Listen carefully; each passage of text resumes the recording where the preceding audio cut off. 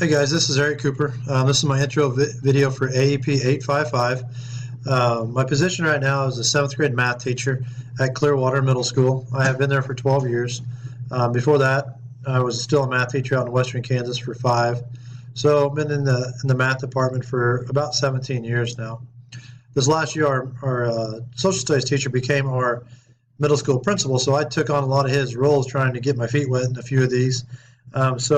I joined the building leadership team, and our building leadership team is now 4th through 8th grade.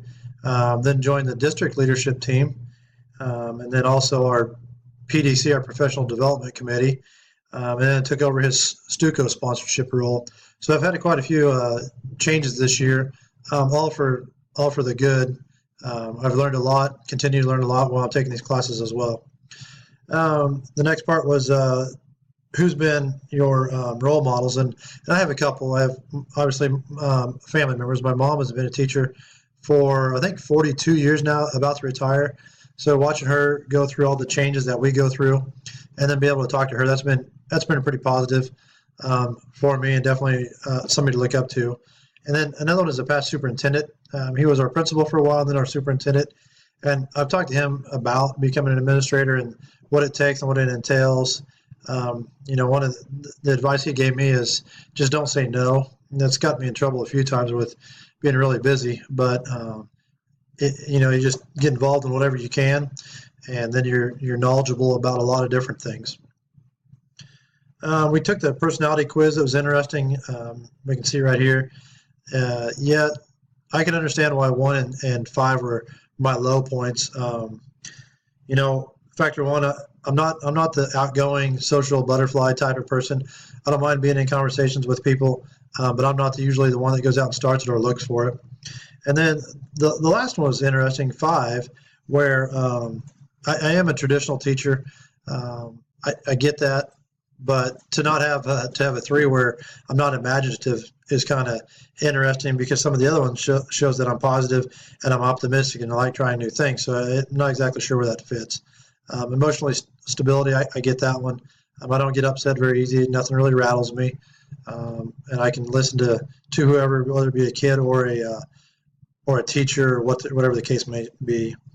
And then for factor 4, I am very careful and diligent. I'm just, I was raised not to do things twice, do it right the first time, and so that's kind of my goal.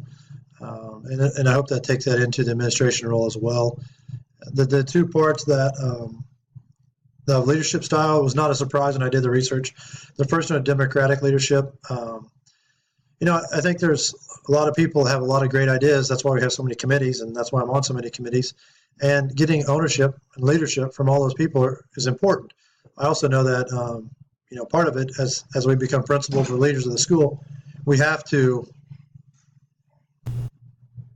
Sorry about that pause right there. My dogs were coming in. I didn't figure you want to hear them bark. But as I was saying, part of being a democratic leadership is we also have to make the final decision and be okay with that.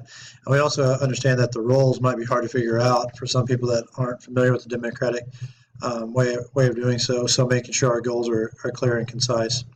The second one is situational leadership. Again, not a surprise. We tell the kids what to do on assignments. And I don't think we're any different. Sometimes we tell them what to do on the topic. Sometimes we let them participate, and we help. Then we delegate the responsibilities to them. So, different situations calls for different types of leadership. And so, knowing this and helping out, I think those two, the democratic and the leadership, situational leadership, goes hand in hand. Again. Excited for this class. Look forward to learning about the different leadership and finding out my own personal philosophy. Thanks.